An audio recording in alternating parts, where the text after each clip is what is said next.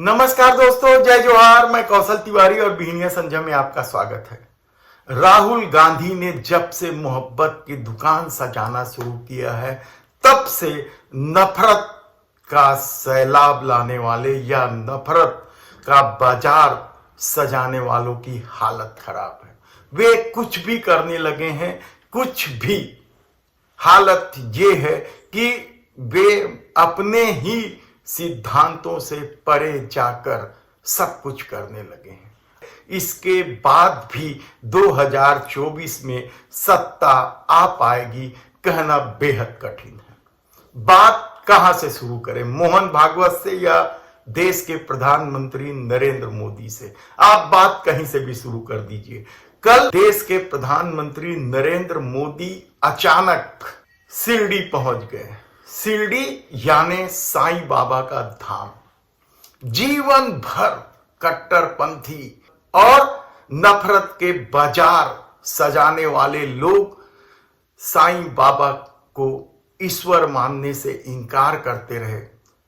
साईं बाबा को चांद मियां के रूप में अपमानित करते रहे और कल उन्हीं साईं बाबा के दरबार में देश के प्रधानमंत्री नरेंद्र मोदी पहुंच गए। अब कट्टरपंथी क्या करेंगे? कल्पना कीजिए कि यदि राहुल गांधी या गांधी परिवार का कोई सदस्य साईं बाबा के दरबार में पहुंच जाता तो ये कट्टरपंथी और बांगड़ बिल्ले पता नहीं क्या क्या कह डालते, लेकिन उन्हें सांप सूंघ गया। लेकिन इससे भी इतर मोहन भागवत ने कल आरएसएस का जो मुखौटा था उसे खुद ही खोल दिया। दशहरा को, विजयदशमी के पर्व पर, शस्त्र पूजन के दिवस पर जिस तरीके से आरएसएस प्रमुख मोहन भागवत ने मोदी सरकार की तारीफ करना शुरू कर दिया, ऐसा इससे पहले कभी भी आरएसएस ने किसी सत्ता की तारीफ नहीं की है, चाहे अटल बिहारी वाजपेयी की सत्ता ही क्यों न हो। जब आरएसएस प्रमुख सुदर्शन जी थे, उन्होंने भी इस तरह से तारीफ नहीं की। इसका मतलब क्या है? क्या आरएसएस अब समझने लगी है कि उन पर बड़ा संकट आने लगा है और उसका संकेत केरल से मिलने लगा है? आरएसएस की सबसे ज्यादा शाखा इस देश में कहीं होगी तो वह केरल है। उसके बाद भी उन्हें कोई राजनीतिक सफलता नहीं मिलती। हम राजनीतिक सफलता इसलिए कह रहे हैं क्योंकि अब तक आरएसएस ने एक मुखौटा बांध रखा था, चढ़ा रखा था कि वह केवल सांस्कृतिक संगठन है, उन्हें किसी भी राजनीतिक पार्टी से कोई लेना देना नहीं है। लेकिन इस दौर में मोदी सरकार ने सब कुछ खोल कर रख दिया, वह मुखौटा उतार फेंका और आरएसएस भी अब समझने लगी है कि केरल क्या सिर्फ ट्रेलर है। केरल में किसी सत्ता ने नहीं प्रतिबंध लगाया है, बल्कि त्रावणकोर मंदिर समिति ने यह प्रतिबंध लगाया है। और यहां तक आरोप लगे हैं कि आरएसएस शाखा लगाने के नाम जनता पार्टी का या राजनीतिक गतिविधियों का संचालित करते हैं। यही नहीं, इस तरह के भी आरोप लगने लगे हैं आरएसएस पर कि वह मंदिरों में शस्त्र जमा करते हैं आरएसएस की शाखा लगाकर। हालांकि इस तरह का प्रतिबंध अभी सिर्फ केरल में लगा है, लेकिन यकीन मानिए कि आरएसएस की शाखाएं इस देश के कई मंदिरों पर लगती हैं और इसके आड़ में क्या कुछ नफरत के दुकान नहीं सजाए जाते हैं, यह भी किसी से छिपा नहीं है।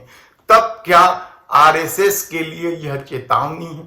और आरएसएस इस चेतावनी को भांप कर नए सिरे से खेल खेल रही है और अब वह खुलकर सत्ता के समर्थन में यानी मोदी सरकार के समर्थन में आ गई है, क्योंकि वह जानती है कि मोदी सरकार के जाने के बाद सबसे पहला निशाना किसी पर होगा तो वह आरएसएस होगा।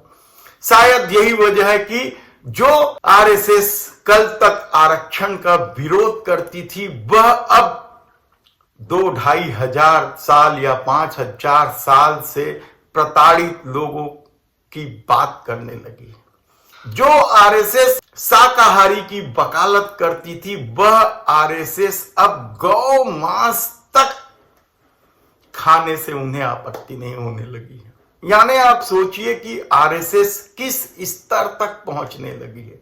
सवाल सिर्फ आरएसएस और भारतीय जनता पार्टी का नहीं है, क्योंकि इस दौर में झूठ अफवाह के सहारे नफरत की राजनीति को साध कर सब कुछ अपने में समेट लेने या सत्ता के अनुकूल कर लेने की कोशिश में क्या कुछ खेल नहीं, क्या कुछ प्रोपोगेंडा नहीं फैलाया गया। यही नहीं, मित्र प्रेम में क्या कुछ नहीं किया गया। और अब तो हालत यह है कि लाखों की संख्या में लोग देश छोड़कर जाने लगे। 2023 में ही भारत से 4 लाख लोगों ने नागरिकता छोड़ दी।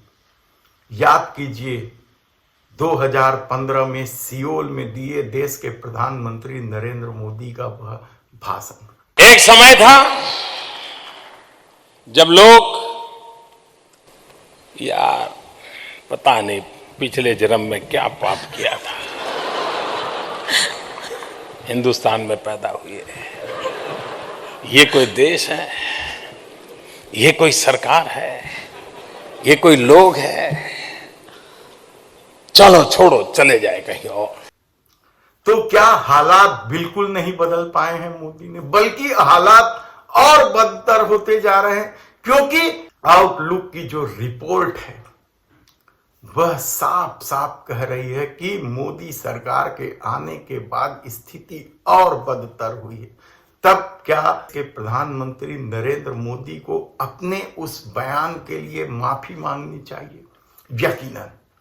लेकिन नफरत का बाजार सजाने वालों की मंशा अभी भी उसी तरह की राजनीतिक है। और शायद यही वजह है कि छत्तीसगढ़ में होने वाले विधानसभा चुनाव पर हेमंत बिस्वा शर्मा की बात करें या देश के गृह मंत्री अमित शाह की बात करें, चुनाव आयोग से इन्हें नोटिस दिया जा चुका है। देखना है कि इनके इस हेट स्पीच को लेकर चुनाव आयोग क्या करती है। लेकिन यकीन मानिए कि शर्म नहीं आती और बेशर्मी से जिस तरह से नफरत का बाजार सजाने की कोशिश होती है, उससे क्या लोग अब उबने लगे हैं। ऐसे कितने ही सवाल आपके मन में होंगे। लेकिन अब 5 राज्यों के चुनाव में जो कुछ हो रहा है, क्या आरएसएस बुरी तरीके से हिल गई है और उसने अपना मुखौटा उतार कर अब खुलेआम मोदी सरकार की तारीफ करके राजनीतिक खेल में शामिल हो गई। देखना होगा। धन्यवाद।